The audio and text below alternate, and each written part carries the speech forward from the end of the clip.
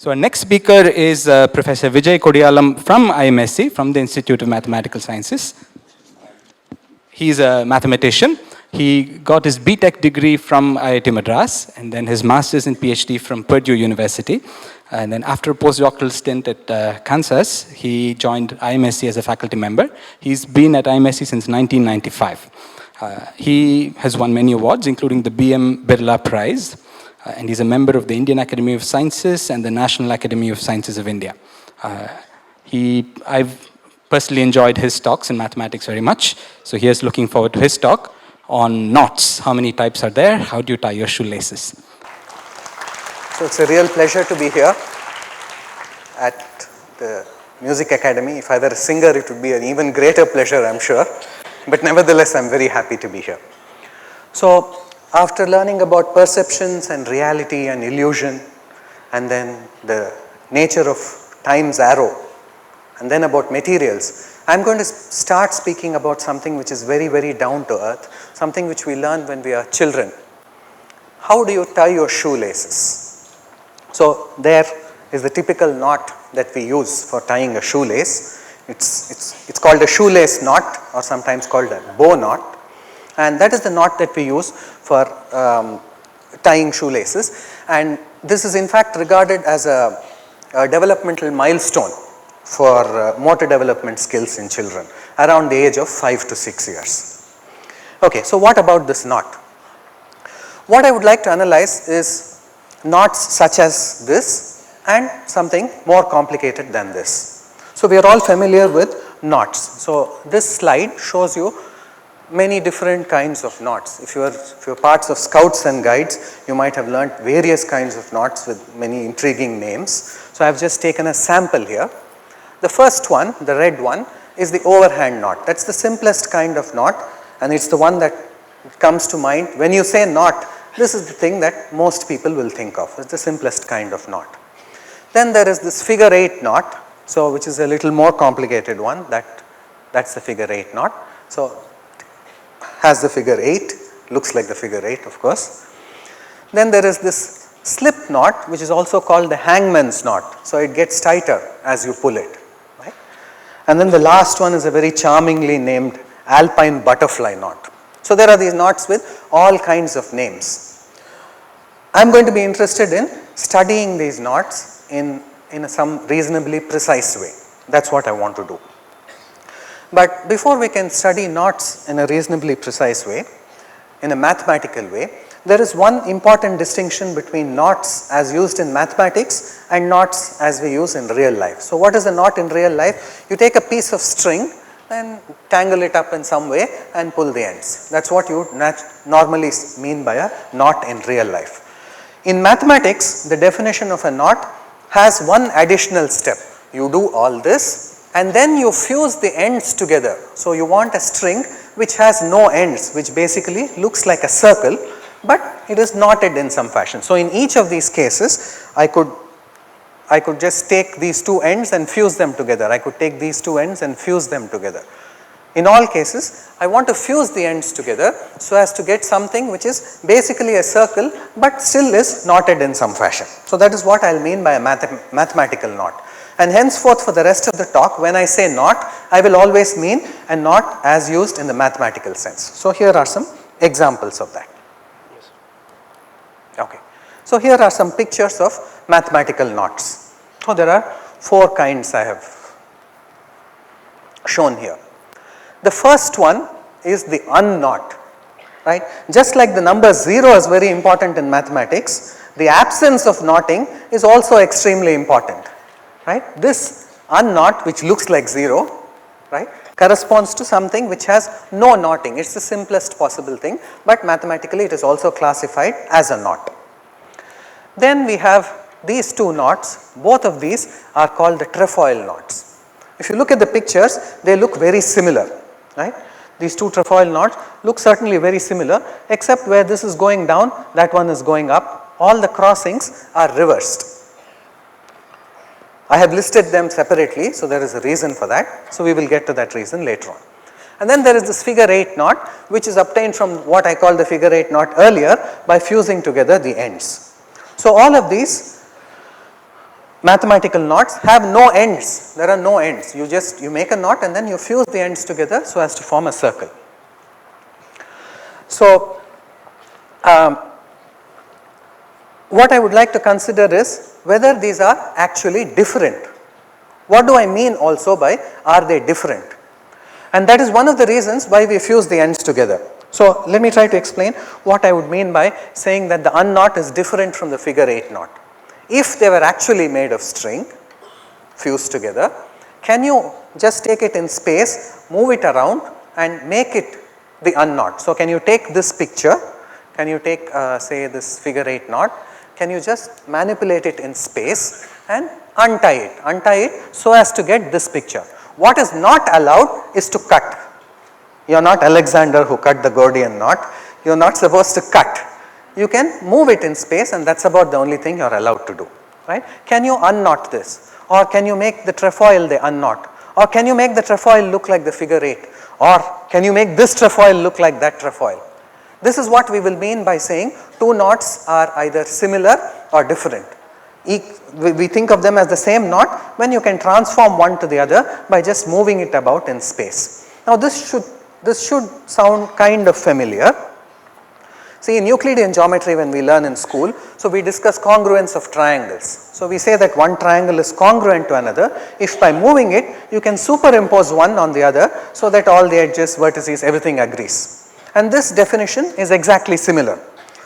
Admittedly, it is very loose, I have not been very precise here, and there is a way of making this precise, and that the concept is called ambient isotopy. But that is a technical term, so I do not want to get into that. I just want to focus on the ideas. So, in science or in mathematics, certainly precision is important, but what is even more important are the ideas which underlie the theories. So, I am only going to focus on the ideas. I will not be very precise. We will just think of knots as pieces of string which you can manipulate in 3 space. Okay. Now, mathematicians love to generalize. So, we have something, we study something, and then we would like to know, does it extend to some other situation? So, we go from knots to what are called links. Links are made up not just of one string, but many pieces of string. Again, the same restrictions hold. Everything must be fused together. You must have no loose ends. Loose ends are not allowed, but you can fuse many strings together. Each of these, sorry. So, here are, so this is a link, and as just like we had the unknot, we have an unlink. This is an unlink with 2 components, right? There are 2 pieces. Each of these is called a component of the link. This one here is also a link with 2 components called the Hopf link. In here you can see that these 2 pieces are actually linked, you can't take them apart. And then there is one more, this is one more example of a link with 2 components, this is called the Whitehead link. Both of these are named after mathematicians. And lastly, we have a link with 3 components, that is called the Borromean rings. The Borromean rings is a very interesting object.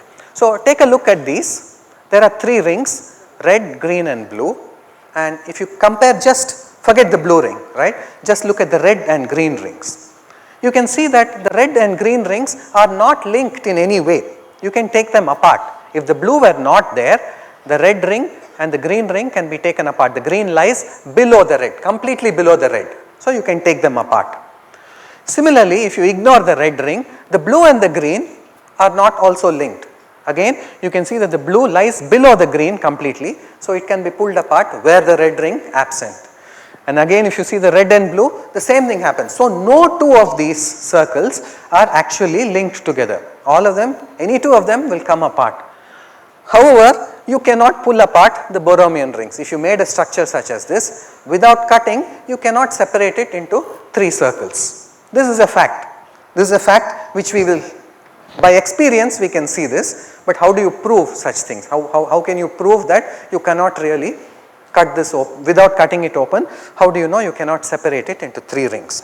So, about the Borromean rings, so here is what Maxwell has to say. So, Maxwell, the originator of in electricity and magnetism, Maxwell's laws, so has to say this, It's monstrous, horrid, shocking, beyond the power of thinking, not to know interlocking is no mere form of linking.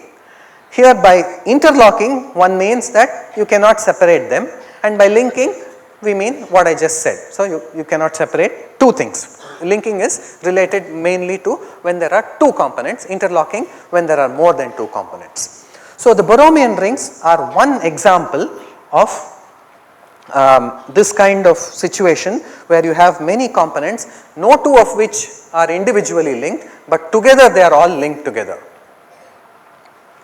So not surprisingly, the Borromean rings, being such a nice thing, are used as the logo for several institutions, including my own institute, the Institute of Mathematical Sciences. So this is our logo, and if you look at this carefully, ignore everything except these three rectangles that you see, the orange, the white and the green rectangles, right. So just look at these three rectangles, you will see that no two are linked. The orange one lies completely inside the white, right. The green one, white lies completely inside the green. No two are linked, and nevertheless all three are linked together. This is exactly the same structure as Borromean rings, except it is not in the form of rings but in the form of rectangles. Now that does not matter. For what we are interested in studying, we are interested in studying how things link together. The actual shape, whether it is a circle or a rectangle or a triangle, that is not so important for us. So as I said, it is not surprising that organizations tend to use Borromean rings to represent various kinds of things. But what is surprising is, I found out about this just some time back. Here is a context in which the Borromean rings arise in a rather surprising place. So some of you will recognize this. This is the Marundishwara temple in Tiruvanmiyur. More accurately, this is the shrine of the goddess Tripura Sundari in the Marundishwara temple. So there are several pillars you can see around this temple, and these have some ornate carvings.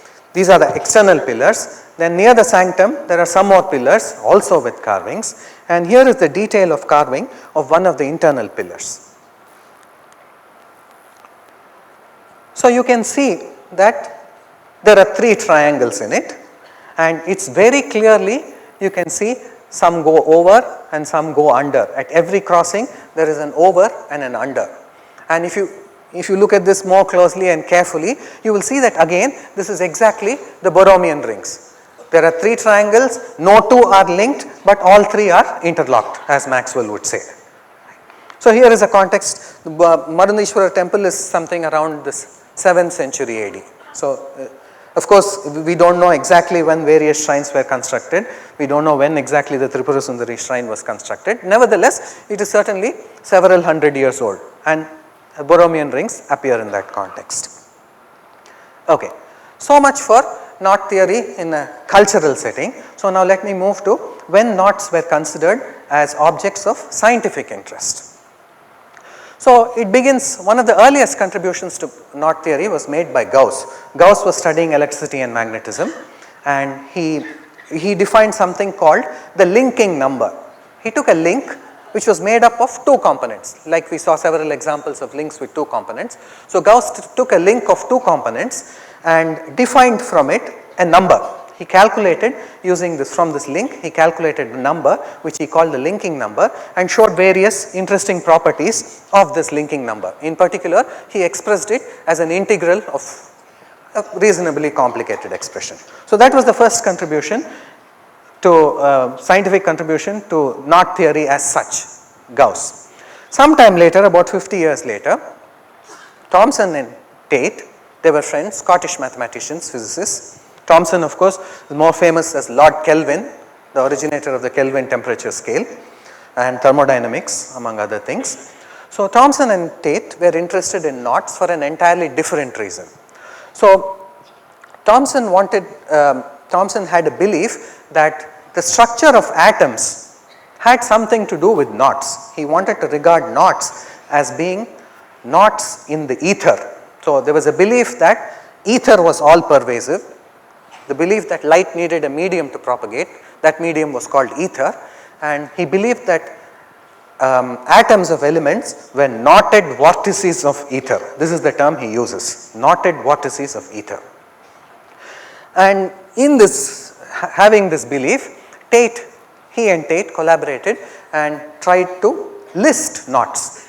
So they wanted to make a list of knots of various kinds and proposing to explain chemical structure using this list of knots to somehow link it with the behavior of elements. Of course, this thing was not really a successful attempt. We know differently now. We know the atomic theory.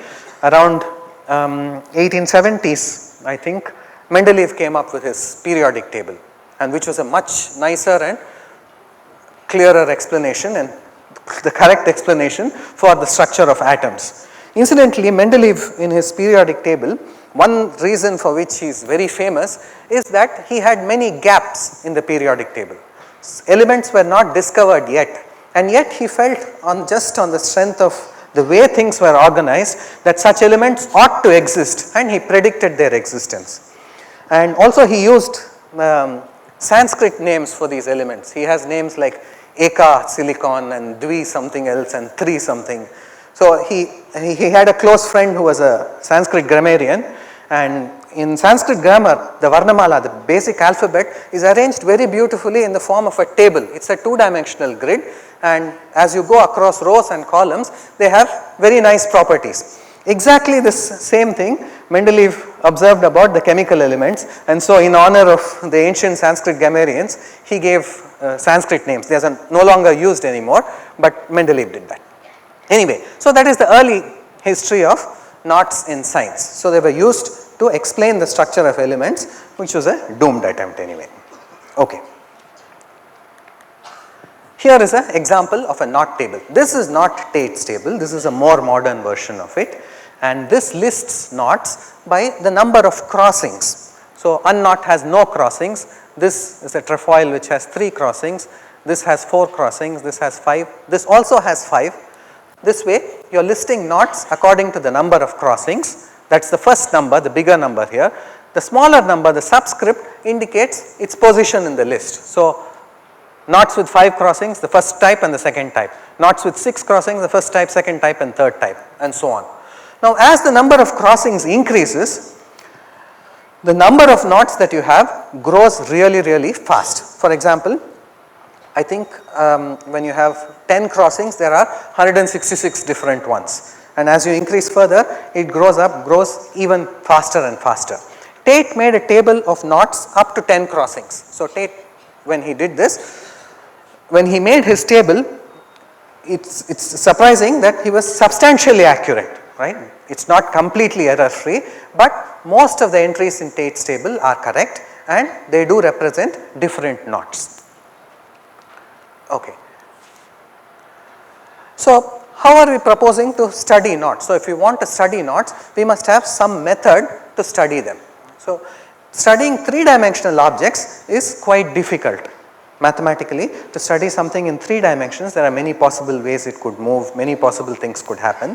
This is a difficult proposition. So what we do is we cast their shadows on a 2-dimensional plane. So we take a knot in space and then shine light on it, it casts a shadow.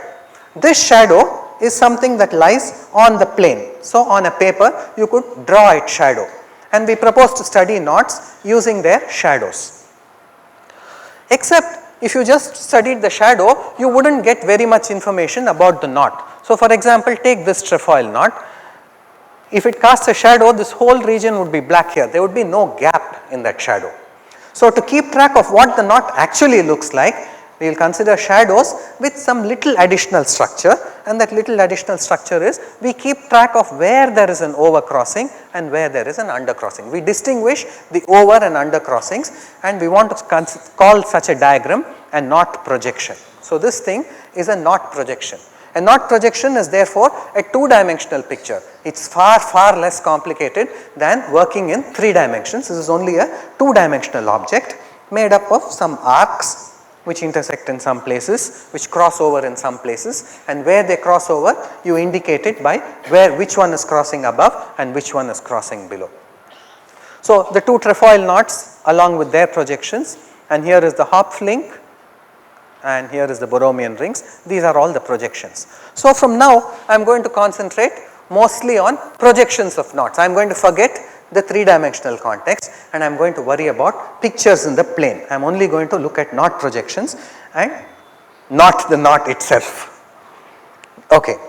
So, when we do this, there is an immediate problem. The immediate problem that arises is a single knot could have various different projections. Even something as simple as the unknot, depending on how you shine light on it and how you position it in space, the shadow cast by the unknot could be really different. So, the next slide shows you what possibly could happen. So, here are many such projections. The middle one is not a projection, the middle one is a solid 3-dimensional object, but the rest of them are all knot projections, and all of these knot projections are of the unknot. These are all unknotted, they are not really knotted in any sense. For this is easy to see in this case or in this case. You can clearly see that you can unknot this without cutting. But it is much harder to see in all of these cases. It is really not easy to see that you can unknot this without cutting. Just by looking at it, it is hard to say, unless, I do not know, you have some special intuition which enables you to say this. This one, particular one, is called the culprit. I will try to explain why it is called the culprit if I have time later. Okay, but all I want to emphasize is that knot projections, while they are very nice and 2-dimensional, different projections could represent the same knot, and it is not an easy process to decide whether two things are the same or not, which is the basic problem we want to solve. So, what comes to our rescue is something called Reidemeister's theorem. So, Reidemeister proved his theorem in the 1920s. It is a very fundamental result, and what this fundamental result does for you is reduce the study of knots to the study of plane diagrams. In the sense, it tells you when two plane diagrams represent the same knot or the same link. So, it tells you the answer in terms of a sequence of moves. These moves are of 3 types, very unimaginatively, type 1, type 2 and type 3, right. So, there are 3 types of Reidemeister moves, and these are, I have shown what they are here. So, this one, so if you have a curl like this, it is equivalent to just having a straight line. If you have a pair of strings which cross in this manner, then you can take them apart. If you have a crossing and a string goes underneath that crossing, you can underneath that crossing on one side, then you can make it go onto the other side. It is very obvious just by looking at this that if 2 knot pictures are related by these moves, right. If you have 2 knot diagrams and I can make a sequence of moves of this type, either any of these types, and go from one picture to another, then they represent the same knot. That much is very obvious. But what does Reidemeister's theorem say? So, Reidemeister's theorem says the following: 2 link projections represent the same link if and only if they are related by a sequence of Reidemeister moves. There is an easy part to this theorem and there is a hard part to this theorem.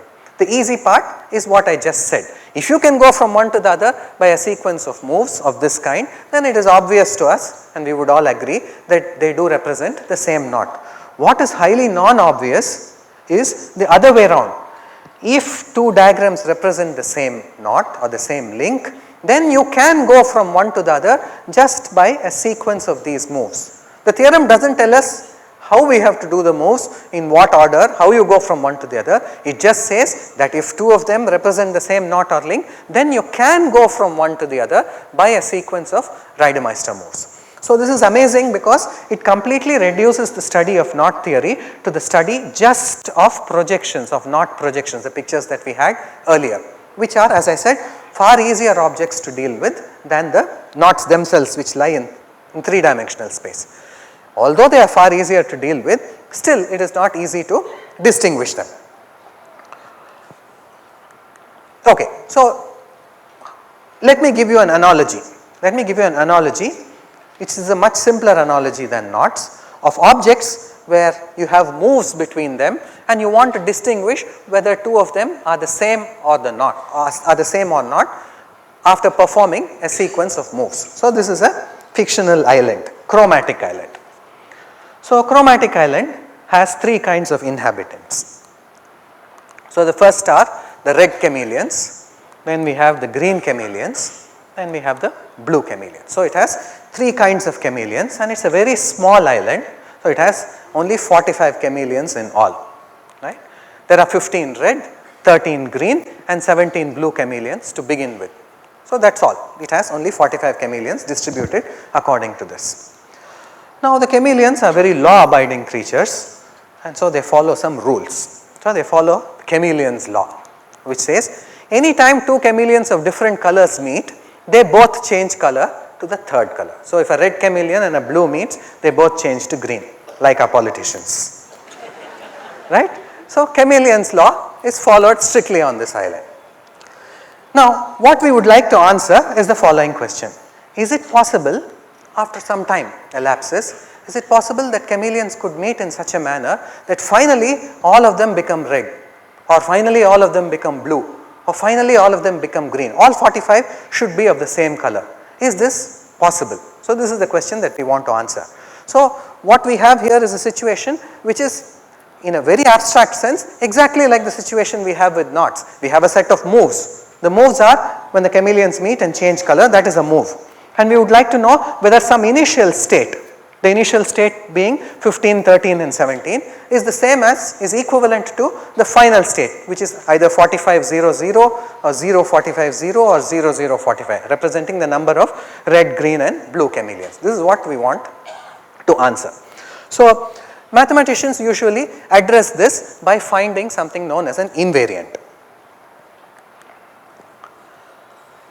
So if I were to be poetic, I don't think I could do better than to take this from the Kathopanishad, which says anavastheshu avasthitam, and that loosely translates as that which remains unchanged amidst change. So there is a situation, something is changing but something remains unchanged, and that thing is an invariant. So that is what we will mean by an invariant. So let us try to locate in this problem what the invariant is. So to locate what the invariant is, first we need to formalize it a little bit. So the first thing we will say is, so take a triple of numbers RGB, right, 3 numbers RGB, and suppose that they represent the state of chromatic island at any given point of time. So at any given point of time there are a few red chameleons, a few green and a few blue, and that is represented by a triple of numbers RGB. So in our case initially we have 15, 13 and 17. That was the initial state of chromatic island. Now after a move, so this triple changes. A move meaning 2 chameleons meet and change color to the third kind. So after a move, this RGB becomes something else. Depending on what kind of move is made, so it could become one of 3 possibilities. If it is the case that a red and a green chameleon met, so the red chameleons will decrease by 1, the green chameleons decrease by 1, but the blue will increase by 2 because both changed color to blue. Similarly, if a red and a blue met, then red and blue will decrease by 1 and green will increase by 2. And finally, if a green and blue met, those 2 will decrease by 1 and the reds will increase by 2. So this is a move. A move is a change of RGB to one of the 3 triples that I have listed over there. And what is the invariant? What is it that doesn't change when you do this? Now finding invariants is often a tricky business. You need to have some experience, and this is the art part of it, right? So mathematics is an art, and this is the art part of it. This is not the science part of it. This is the art part. So once you have some statement, if you want to prove it, maybe that is science. But the art part of it is finding what remains invariant. You have to think about this. So when you think about this a little bit, let us see. Let's take the difference between the number of reds and the number of greens and see what happens. So if both the red and green decreased by 1, then the difference doesn't change. Each of 2 numbers decreased by 1, then the difference doesn't change. If the red decreased by 1 and the green increased by 2, then the difference will drop by 3. And if the red increased by 2 and the green decreased by 1, then the difference will increase by 3. So whatever happens, either the difference between the reds and the greens either remains unchanged, or it drops by 3 or increases by 3. So what is it that actually remains invariant? So what doesn't change about a number when you add a multiple of 3 to it? What doesn't change is its remainder. So when you divide a number by 3, whatever remains, that remainder doesn't change when you add a multiple of 3 or take away a multiple of 3 from a number. So that is going to be our invariant. So the remainder on division by 3 of r minus g is an invariant for this situation. And now we can answer our question. So is it possible for all the chameleons to be of the same color? The initial invariant is 2, because 15 minus 13 is 2 and the remainder on division by 3 is still 2, of course. So initially the invariant is 2. Finally, we want to reach the final state of 4500, 0450 or 0045. In each of these cases, when you take the difference of r and g, the remainder on division by 3 is always 0. So therefore we conclude that since the invariant doesn't change under any one move, and after a sequence of moves, if you are to get to another state, that state had better have the same invariant as what you started with. But the state that you want to achieve does not have that property. Its invariant is 0, whereas the original invariant was 2. So that means it is not possible for all the chameleons to have turned into a single color, no matter how much time you give it. So this is a nice kind of impossibility proof. By the way, I have taken this proof from a book called Mathematical Circles. It's a Russian author book. It's by Fomin and 2 others. I don't remember the names right now. And I highly recommend it to anybody who wants to learn mathematics the way it should be done. It's a really beautiful book, and this is one of the problems in that book. Okay, so the idea is of that of an invariant. So think of the situation that we have with knots. We have a pair of knot projections, and we want to know whether or not they are the same. So if we could attach an invariant, and if that invariant was actually, in the sense, if we could attach some object to it like a number or something, and it doesn't change under the Reidemeister moves, then we would be able to assess perhaps whether two knots are the same or they are different. Okay, now since I am lacking time, I will skip this slide.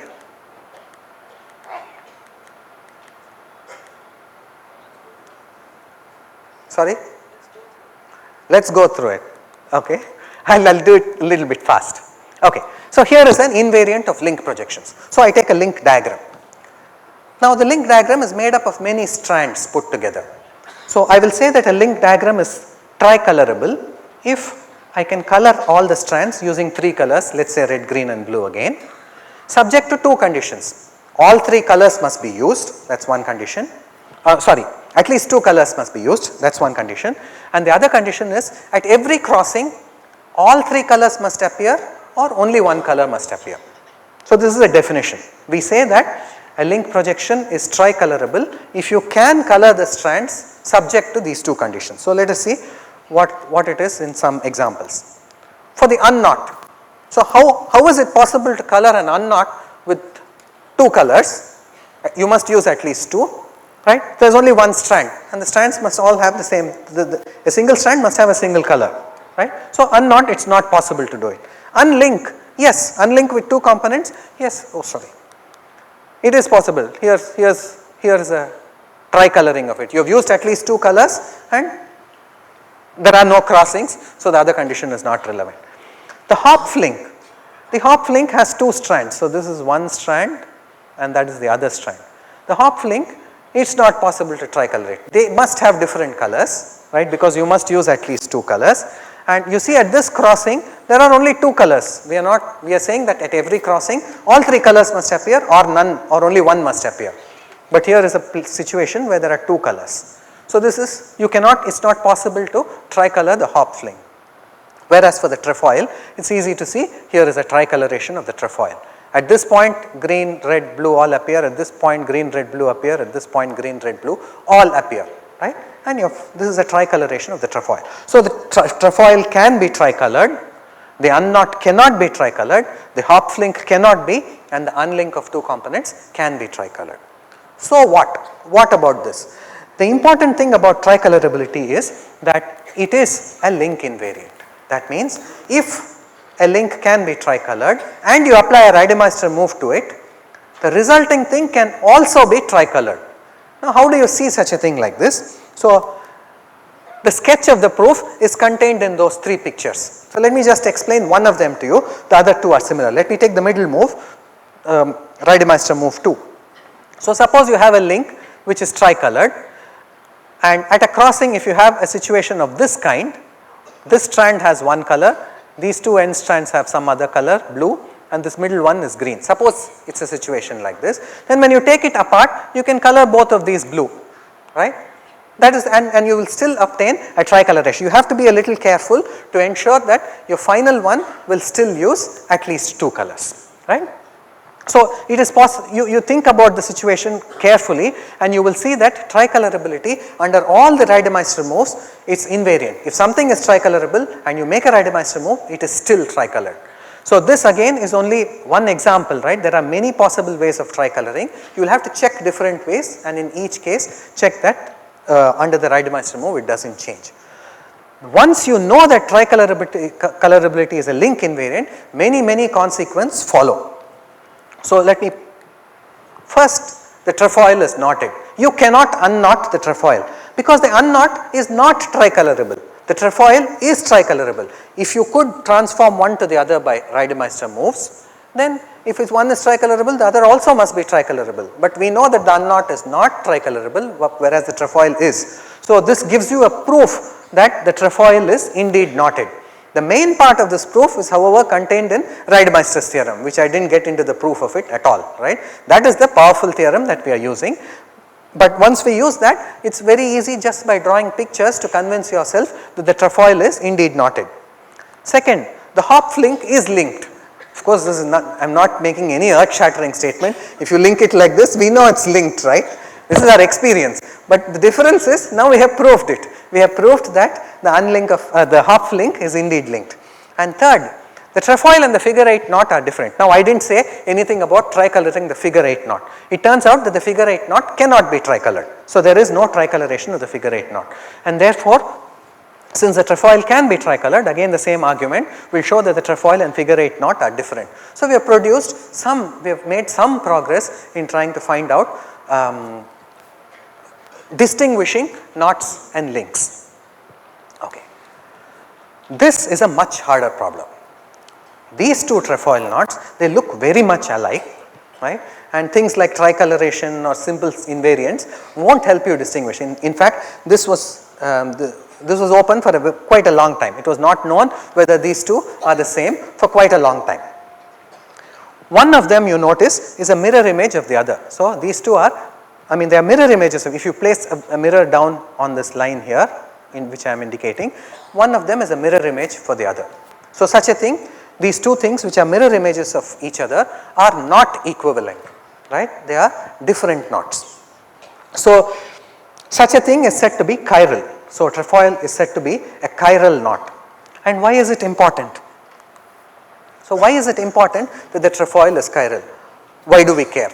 So we should care. So let me give you an example. So in the 50s, late 50s and 60s, so a drug called thalidomide was marketed for supposedly reducing morning sickness for pregnant women. So a whole thousands of women took this drug thalidomide, and soon it was found that the women who took it had children with severe birth deformities. And on further analysis it was found that the molecule thalidomide, which is not a very complicated structure, has two versions, it and its mirror image. There is a right-handed thalidomide and a left-handed thalidomide. While the right-handed thalidomide worked for the morning sickness, the left-handed one had a terrible effect of producing all these things. Biological compounds, often the chirality is extremely important.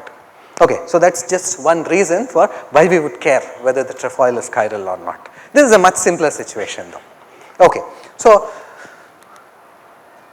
now enter Vaughan Jones. So Vaughan Jones is a mathematician from New Zealand who works in the United States. He created an invariant of knots and links, and this invariant of knots and links is extremely powerful and allows us to distinguish many different kinds of knots and links. So in 1984 he created this invariant. In 1990 he was awarded the Fields Medal for, and the citation says, for his discovery of an unexpected link between the mathematical study of knots, a field that dates back to the 19th century, and statistical mechanics, a form of mathematics used to study complex systems with large numbers of components. And what is this thing? the Jones polynomial, what is now called the Jones polynomial, it is a invariant of knots. So, this is a slightly more complicated invariant than the invariant I discussed earlier. So, let us just compare, let us just see what invariants we know already. So, on chromatic island the invariant was very simple, it was just 0, 1 or 2, right. The values the invariant took was a remainder of some number on division by 3. So, it just took values 0, 1 or 2. Tricolorability, even simpler invariant, it was just the answer to a question yes or no, is it tricolorable or is it not.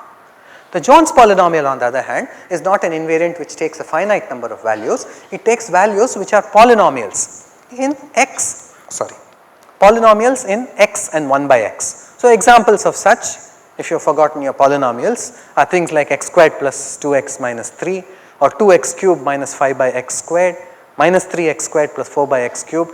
The number 7 itself, that is also a polynomial. Basically you start with the integers x and 1 by x and combine them using addition, subtraction and multiplication, not division. You are allowed 1 by x, but you are only allowed to combine x, 1 by x and numbers with addition, subtraction and multiplication. You are not allowed to use division. So, you get a class of polynomials. So, what Vaughan Jones did was he started with a knot or a link projection and he computed a polynomial from it which was actually an invariant of the link, which means that you start with the projection and compute it, but if you made a Reidemeister move and compute it, the resulting projection would give you the same answer. So, it was actually a invariant of links. Now, to get into the Jones polynomial I have to explain various things. So, let me skip this slide and let me state his main theorem. So, his main theorem is the following.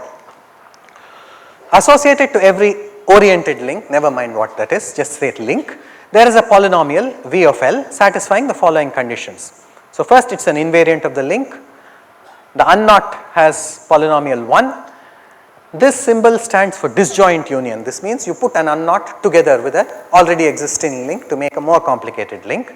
Then the polynomial of this is related to the polynomial of the original link by just multiplying with this expression minus x minus 1 by x, does not matter, it is some expression. And this is a very nice property. The polynomial for the mirror image L star is obtained from the polynomial of the link by substituting x with 1 by x. And finally, the last one, which is the most important property of the Jones polynomial, is something called the Skein relation, which I am afraid I will not be able to explain right now. Okay. So, if you play with the Jones polynomial, I will go fast through this. So, we will ask a series of questions and answers. What is the Jones polynomial of the unknot? That was already stated in the theorem. The Jones polynomial of the unknot is 1. Next, what is the Jones polynomial of the unlink with 4 components? This again, we said every time you add an unknot, you have to multiply with minus x minus 1 by x. So, if you begin with an unknot which has Jones polynomial 1 and add 3 components to it, 3 more components, you get minus x minus 1 by x whole cubed. A more interesting question is, what is the Jones polynomial of the Hopf link? Now, at this point, since the Jones polynomial is not really about links, it is about oriented links which are slightly more complicated, we will have to ask a counter question, which one do you mean? And so, to be specific, I will mean this Hopf link which has arrows in this fashion. Now, you can do some calculations with it. Now, I am not going to go through the calculations. Basically, you use that Skein relation and conclude the answer is minus x to the 5th minus x. So, the Hopf link, this answer already shows you that the Hopf link is indeed linked, right. We had already another proof of it by tricolorability. Here is another proof which shows that the Hopf link is linked. If it were an unlink of 2 components, then its Jones polynomial would simply be minus x minus 1 by x, which it is not. So, it is linked. Little more complicated, if you do the Jones polynomial of the positive trefoil, there are 2 trefoils, as I said, 2 pictures. One of them is called the positive trefoil and one of them is called the negative trefoil, or right-handed and left-handed trefoil. In this case, when you calculate, you will see that the polynomial that you get is x squared plus x to the 6 minus x to the 8. This is a very pleasant calculation. Now, every math talk must have some exercise, and so this is the exercise for the audience. So, I suggest you try it, then only you will really understand. It is not complicated, it is very simple. Whatever I have said is something that you can actually work out with pen and paper fairly easily. You do not need to do much work. You will conclude that the trefoil has x squared plus x to the 6 minus x8 as its invariant. And therefore, we conclude, since this when you replace x by 1 by x, you get a completely different expression. You don't get the same expression when I replace x with 1 by x. The trefoil is chiral. So this gives you a complete proof that the trefoil is chiral. It's the simplest known proof of the chirality of the trefoil. Okay. So to summarize, knots and links are interesting. One of them, one way of studying them is studying their shadows on the plane. This is only one way, mind you. There are other ways, three-dimensional ways of doing it, which we didn't get into. Reidemeister's theorem tells you when two link projections are equivalent, and knot invariants are constructed by finding quantities invariant under the Reidemeister moves. And finally, the Jones polynomial is such an invariant which is powerful enough to detect chirality. Now all the other speakers showed very interesting movies. So I don't want to deprive you of that. So I will show you just one. The Mobius strip is an object of interest often in recreational mathematics. You take a rectangular strip of paper and glue its ends together. You will get a cylinder. If you glue it just directly, you will get a cylinder. But instead of gluing it directly, you just make a twist and glue it. Then what you get is an object called the Mobius strip, which has many fascinating properties. So let me show you in this video, which I found on YouTube, how the Mobius strip and the trefoil knot are related, since we have talked such a lot about trefoil knots. Let's see.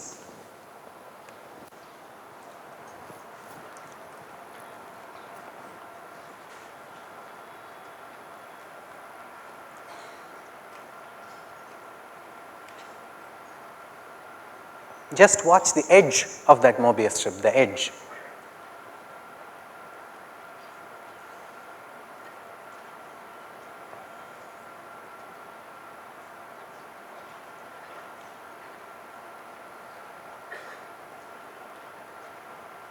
And there we have a perfect trefoil. I'll stop here. Thank you.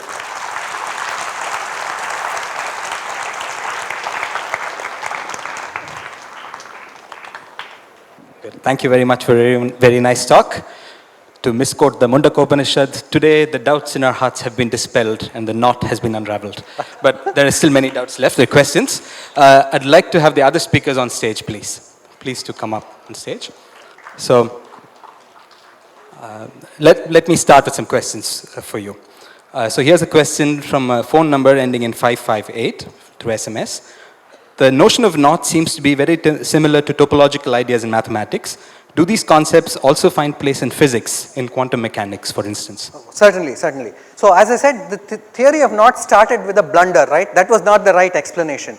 But now that we have a deeper understanding of knots, they certainly have a lot of importance in physics. Many concepts in physics have been applied to knots. The interplay goes both ways, from mathematics to physics and from physics to mathematics. Certainly it has a lot to do with physics as well, and topology, of course. The subject of knot theory is a sub area of the area of topology in mathematics. So there was a question that I had as well. So you mentioned that knots in mathematics do not have ends, or the ends are fused. Could you elaborate on that, or why is that such a necessary condition? Yeah, why is it such a... So this is a necessary condition because our definition for when two knots are the same is that you should somehow be able to make one into the other. If you have two ends, whatever way you use to knot it, you could just unravel it and make it into the other knot. Then any two knots would become equivalent. That would not be such an interesting thing. It's only when the ends are fused together that you can't do it without cutting them open. So there are actually a few questions asking for more applications of knot studies. So could you perhaps give us some more examples? I'll say something very briefly. There are some applications of knot theory to the structure of DNA. DNA sometimes is supercoiled in the form of knots. But I don't know very much about this. I won't be able to say much. There is also an application of knot theory to cryptography. In cryptography, whenever a problem is difficult to solve, such a thing can be used to construct a code. And the problem of when two knots, how do you change one knot to the other using Reidemeister moves, happens to be a difficult problem to solve.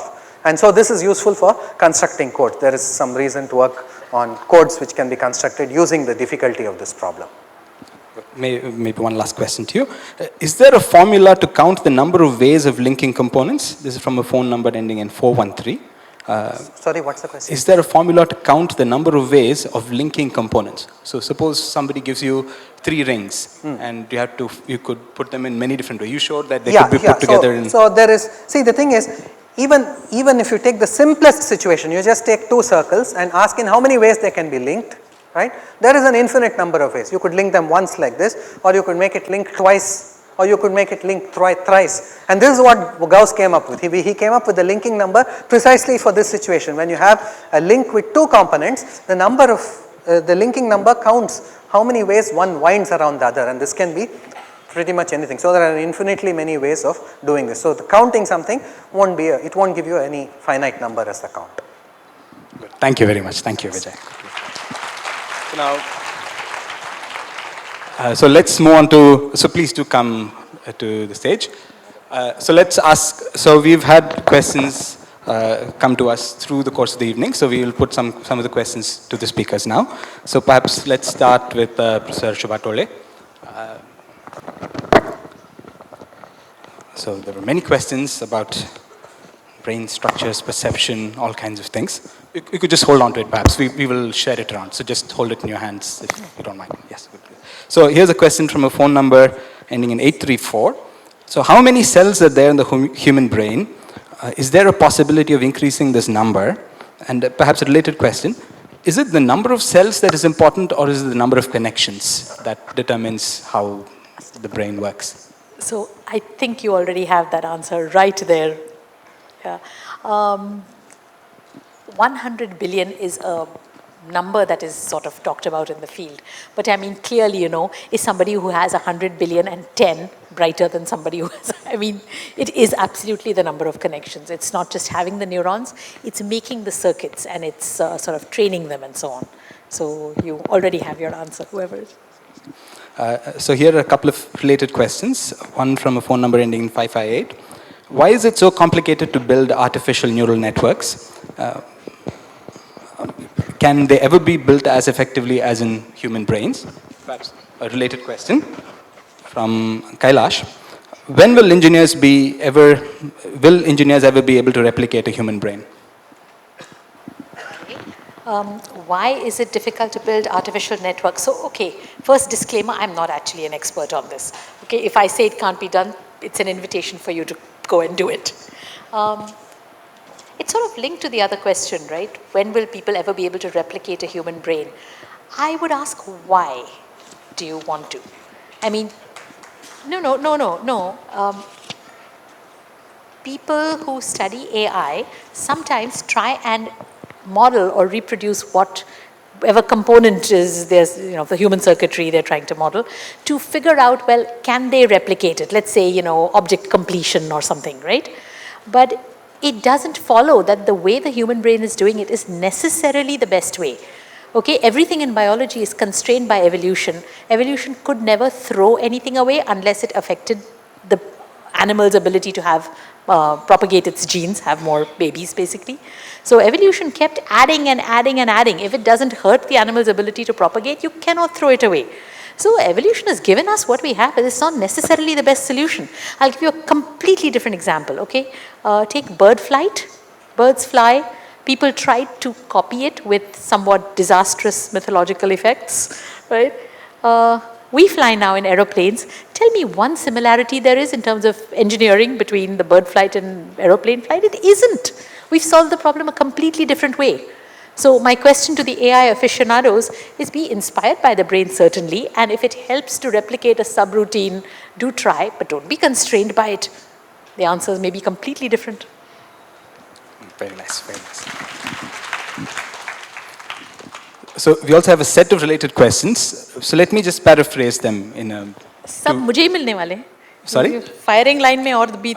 They're all next. We will go after you. So all these questions ask, there's memory or resolution of sensory perception. This clearly seems to be affected by age or by disease. Does your research indicate ways by which this can be counteracted? Can we actually help, say, special children? Not my research at all. The minute the little mouse is born, my students sort of stop getting that excited. No, I'm just kidding. But the magic of development really happens in the early phase. No, that's when transformative changes are happening, and our main interest is there, but we are extending our interest into sort of, aging as an extended development. My research does not speak to it, but clearly the use it or lose it approach works. So circuits will wither away and, not be available anymore if they are in disuse. And this, you don't need a scientist to tell you this. I mean, just look around you. People who are continuously engaged in interesting activities just age better. So you already know the answers. I think that's a good theme. You already know the answers. A good theme for this one. But in this case, you really do. Okay. Perhaps one last interesting question to you. So from SP Suresh by tweet. He asks, you discussed illusions regarding sight and touch. Are there even illusions of smell possible? Are there illusions of smell? Okay. How is smell perception? Okay, there's a reason I sort of didn't do smell, right? Because the signal is hard to control. But yes, I think the organizers would object to that. But smell and taste, they're kind of linked. Firstly, they are evolutionarily old. Okay, smell, the circuits go in a completely different pathway compared to the other circuits I talked about. That's just an interesting nugget. Smell illusions, we experience them all the time. And each of us experiences them in our own unique way. When you smell something that is important to you, it reminds you of something your grandmother cooked, or a beautiful flowering tree you walked by when you were a child. You'd remember that overpoweringly, and with that one aroma will come a whole bunch of associations in your mind. And there you are sitting happy in that association, and everyone's wondering, isko kya ho gaya? I mean, we have smell illusions all the time, right? Smell is able to evoke powerful memories, and so yes, I couldn't do them here, but you can look them up online and try it at home if your family will forgive. Thank you. So now we have some questions. Rajesh, the arrow of time goes this way. So here is one question from a phone number ending in 465. You showed these beautiful videos of birds flocking. Isn't this a counterexample of this principle you showed? So the birds flocking are actually going into a state which is very unlikely, that they're forming a pattern. So what is required for this to happen? No, the point of that particular video was to show that if you put large number of particles and they all interact in some certain given rules. For example, one bird would say, I look at my neighbor and follow the neighbor. By putting these rules together, you can form a complicated behavior, as the flock as a whole can have a complicated behavior. But in that particular flock, energy is being pumped in to the system. Each bird has some energy. So the point is to show that macroscopic behavior, the behavior of the flock as a whole, cannot be predicted without knowing, putting them together. And how important is it that energy is being pumped in, or they're actually using up their food to? So in this particular thing, the fact that they're all propelling themselves forward is different from an atom just jiggling around. So does that enable them to form patterns? Is that the crucial ingredient? So that is a very active research area. What is the necessary ingredient to form a complicated behavior for the flock like this? What's the minimal ingredient required is a very active research area. Very nice. So we go to two more evocating questions for you. One of them was actually addressed to Shubha, but I think I will address it to you instead. With that much suspense. We perceive time in the context of our memories. Is this related to entropy inside our brains? I do not want to get into this thing about our memory as such, but what we should do is think of our body or as engines. And to keep it working, you need to keep eating food or supply energy. And every time you do some activity, let's say you want to keep the body at 37 degrees centigrade. You have to do some work for that, and often you produce heat. You have to produce heat into the environment for that. Therefore, it works exactly like an engine. And when you look at it that way, it is not different from any engine like a car. And therefore, we have a sense of time that goes forward just like other activities. So from there to the more cosmological scales, here's another question from Adityan. So the previous question was from Mukund Ravi. So this question is from Adityan. So you discussed that given a very long length of time, you could go back to the red-blue state with your balls, with the example of the particles moving around. So is it possible that the universe might go back to the Big Bang, for instance?